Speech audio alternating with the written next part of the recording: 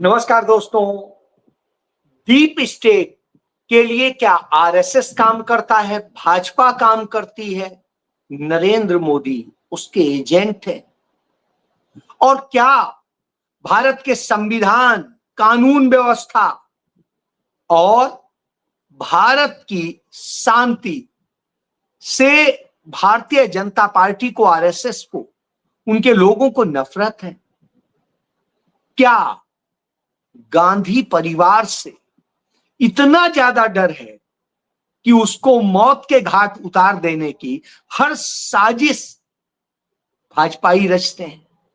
जी हां, सवाल खड़े हैं और सवाल इसलिए खड़े हैं क्योंकि कुछ ऐसी ही साजिशें हो रही। मैं शुरुआत कर, जो नेता प्रतिपक्ष है, अपने संसदीय क्षेत्र जहां वो करीब 4 लाख वोटों से अपने प्रतिद्वंदी भाजपा के जो मंत्री, सिटिंग मंत्री थे दिनेश प्रताप सिंह, उनसे लड़े और जीते। आज वही दिनेश प्रताप सिंह अपने सैकड़ों साथियों के साथ में राहुल गांधी की उस रोड पर बैठ जाते हैं जिससे उन्हें रायबरेली के अपने लोगों से मिलना था, अपने मतदाताओं से मिलना था, अपने कार्यकर्ताओं से मिलना था, कुछ सरकारी योजनाओं का भी क्रियान्वयन करना था।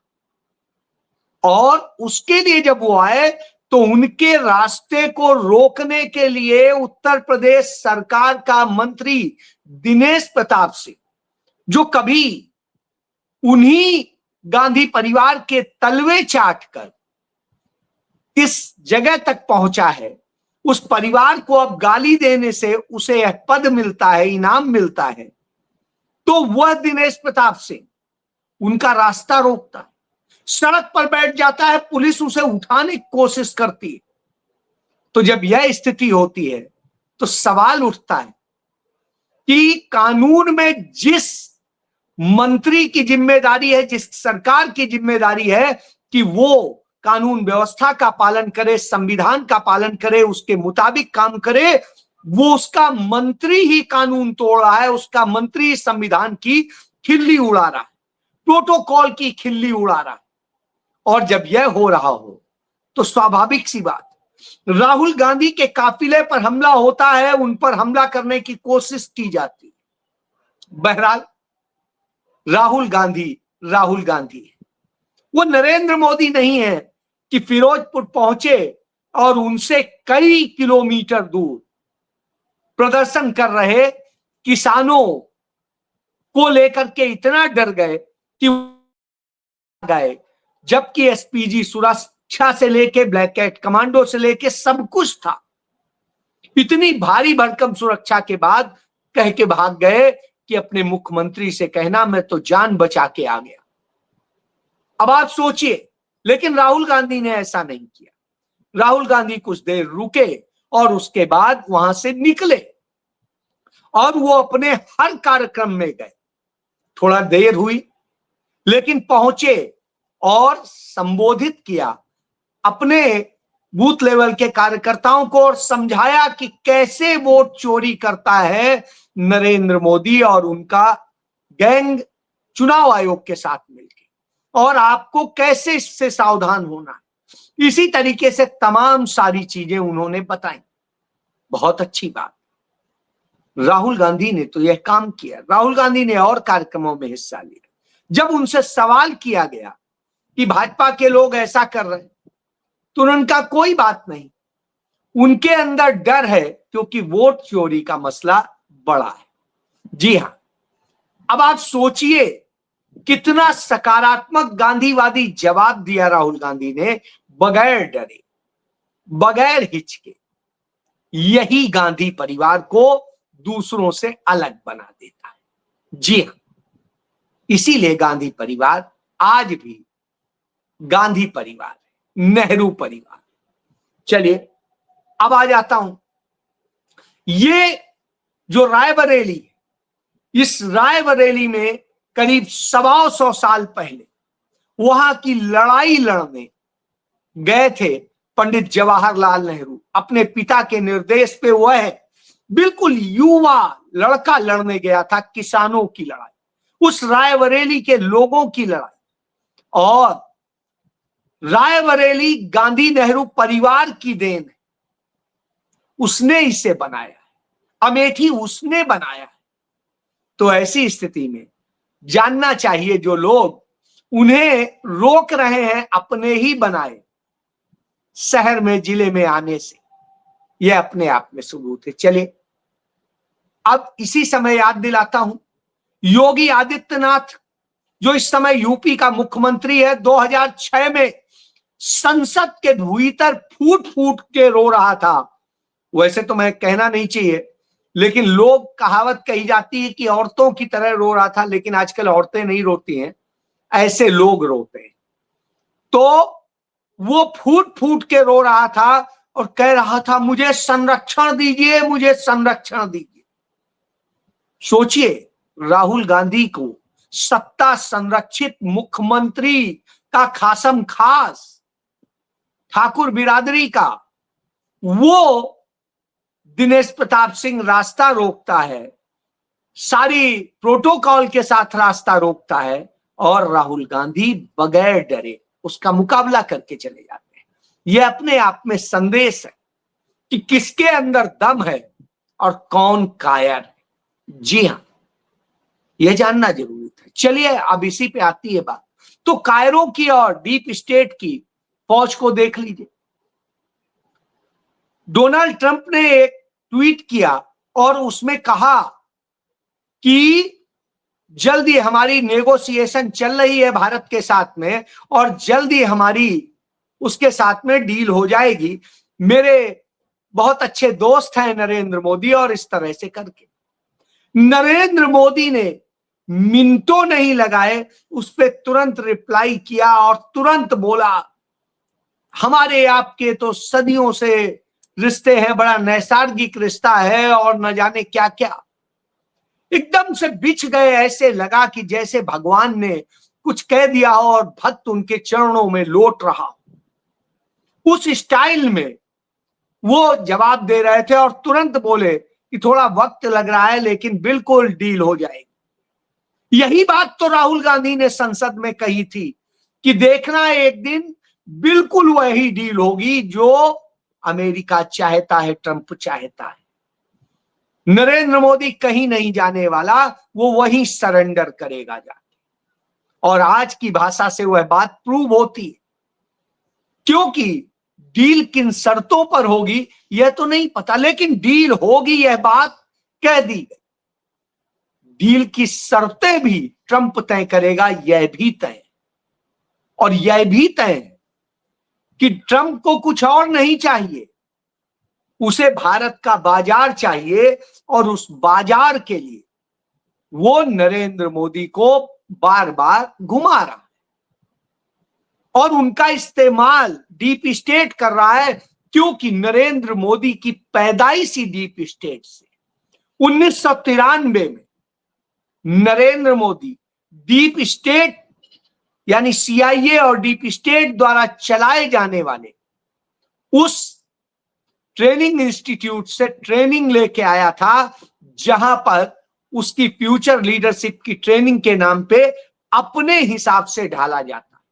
तो डीप स्टेट की जो ट्रेनिंग लेके आया वो डीप स्टेट के ही लिए काम करेगा। और यही वजह है कि जब नेपाल में इतनी बड़ी राजनीतिक संकट आया, सब कुछ आया, तो भारत सरकार ने उसमें हस्तक्षेप करके लोकतांत्रिक सरकार को बचाने का कोई प्रयास नहीं किया। आप याद करिए, मालदीव में ऐसा ही हुआ था। राजीव गांधी प्रधानमंत्री थे, रातों रात भारत की सेना वहां उतरी थी और वहां के लोकतंत्र को बचाया था। यह एक जगह नहीं, पंडित नेहरू ने कई जगह इस तरह से बचाया।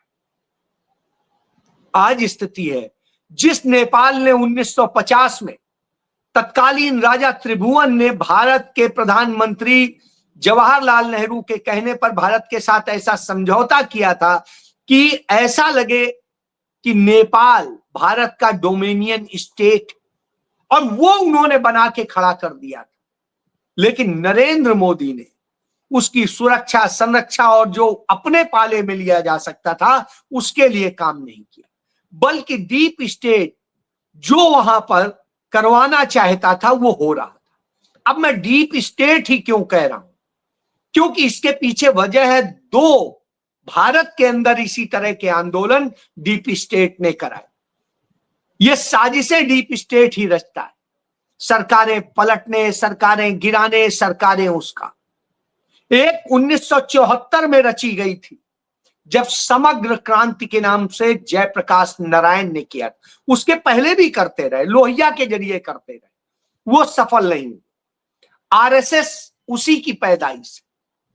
तो जब श्रीमती इंदिरा गांधी ने पाकिस्तान के दो टुकड़े कर दिए, अमेरिका को ठेंगा दिखा दिया और बार बार अमेरिका को चुनौती दे करके 1974 में परमाणु परीक्षण कर दिया, उसके बाद में अमेरिका बौखला गया और उसने डीप स्टेट को कहा तुरंत काम करो, और तुरंत जयप्रकाश नारायण ने 1 महीने के भीतर समग्र क्रांति की घोषणा की। वही बातें थी जो बातें नेपाल में कही गई, सरकार पर आरोप लगाए, और उसके बाद लगातार ये चलता रहा। इसी तरह हिंसा हुई, तमाम मंत्रियों को मारा गया, तमाम विधायकों को मारा गया, तमाम सांसदों को मारा गया, उनसे इस्तीफे लिखवाए जा रहे थे, हड़तालें कराई जा रही थी और तमाम अराजकता की जा रही थी।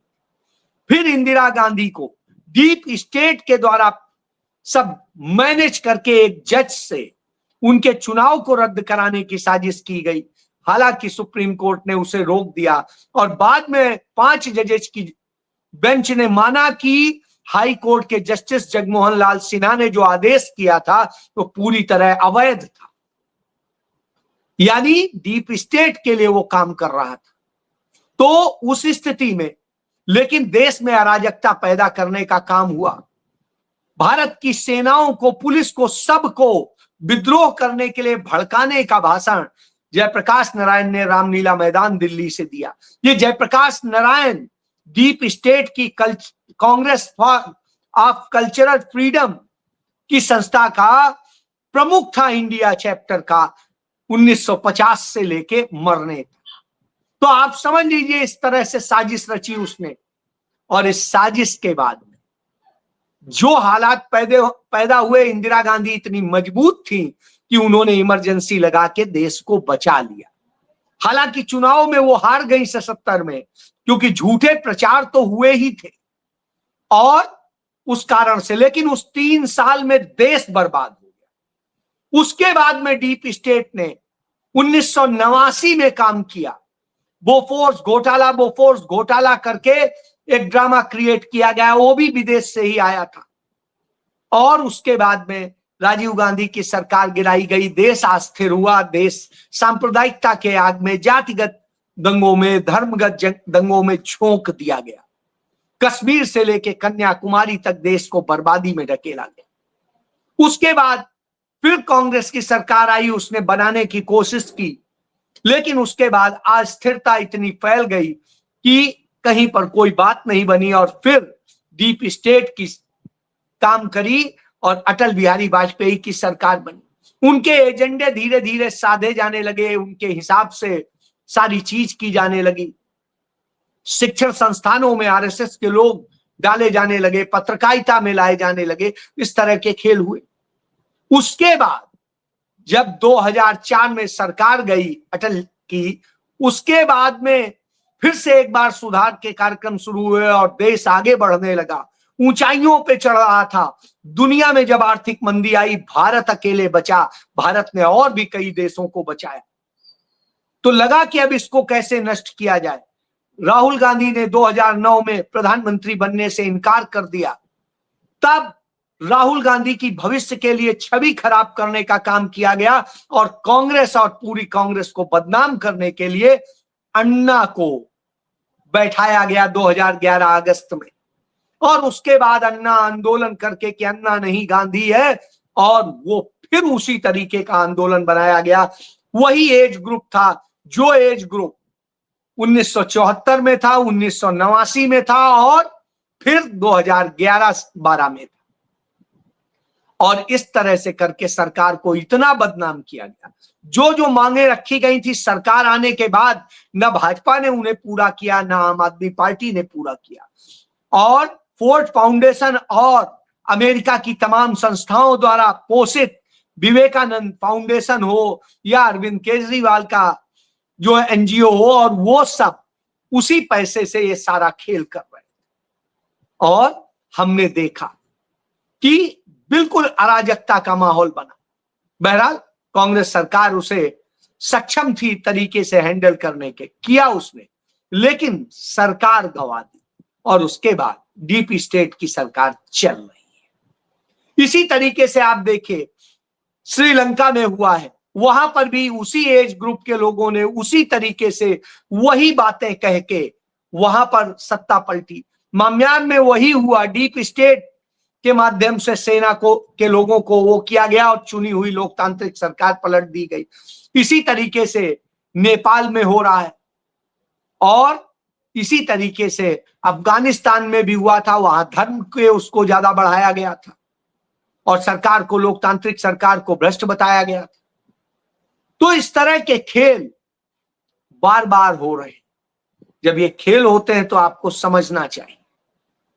और उसमें भारत की सरकार, जिसके लिए मौका था नेपाल को अपने पाले में लाने का, उसने उसे छोड़ के उल्टा डीप स्टेट के हाथ में सौंपने का काम किया है।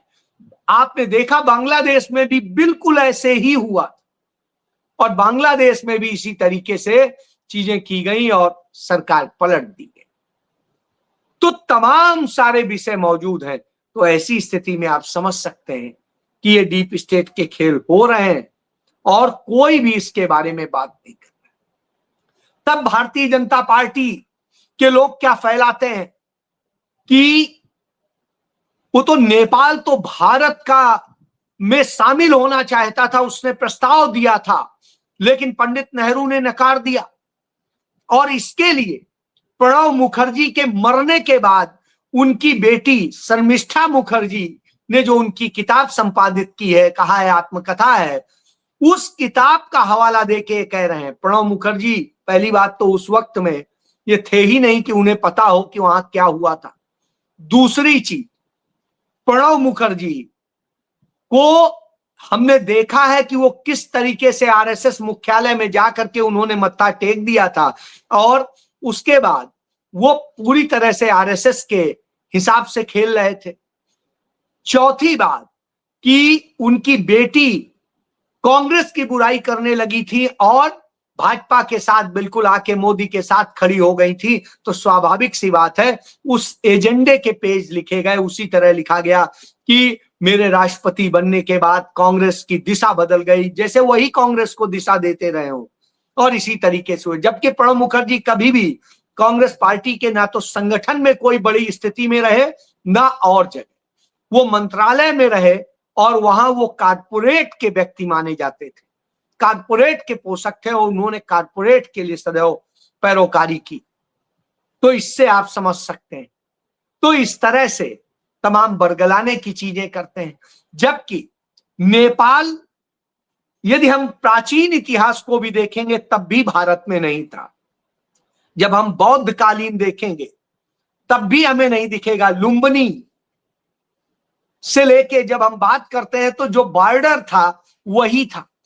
और उसके बाद में मौर्य शासनकाल को भी हम देखें तब भी नेपाल कभी भारत में नहीं था। और जब हम उसके बाद मुगल शासनकाल को देखें तब भी नेपाल हमारे उसमें नहीं था। और अंग्रेजी हुकूमत में देखें तब भी वो नहीं था। नेपाल सदैव स्वतंत्र राजशाही रही है। हाँ, नेपाल ने भारत के साथ में मैत्रीपूर्ण संबंध रखे हैं और उसकी वजह बौद्ध धर्म था और कुछ और चीजें थी। ब्रिटिश हुकूमत के दौरान नेपाल के कुछ हिस्से को, तराई के हिस्से को भारत ने, अंग्रेजों ने हमारे भारत में मिला लिया था, जिसको लेके नेपाल बार बार क्लेम करता रहा। लेकिन जब राजा त्रिभुवन के खिलाफ विद्रोह हुआ तो 1950 में वो दिल्ली आए, उन्हें शरण दी गई और भारत ने वहां मदद की, जिससे वो विद्रोह दबा और इसके एहसान में उन्होंने भारत के साथ वह समझौते किए जो एक तरह से नेपाल हमारा डोमेनियन राज्य की तरह दिखने लगा। तो कभी भी सिक्किम और नेपाल नहीं थे, ये तो पंडित नेहरू ने और श्रीमती इंदिरा गांधी ने सिक्किम को भारत का अभिन्न हिस्से की तरीके से बना दिया था। लेकिन अटल बिहारी वाजपेयी सरकार के समय से वो हमारे हाथ से जाता रहा और यही स्थिति है जैसे हम आज मणिपुर में कर रहे हैं। तो आप इससे समझ सकते हैं ये डीप स्टेट का क्या खेल है और किस तरह से किया जा रहा है और नरेंद्र मोदी कैसे सरेंडर किए हुए हैं। चूंकि गांधी नेहरू परिवार इसका सच सामने ले आता है तो वो दुश्मन बन जाता है और उस पर हमले होते हैं। जी हाँ, यह सच। जय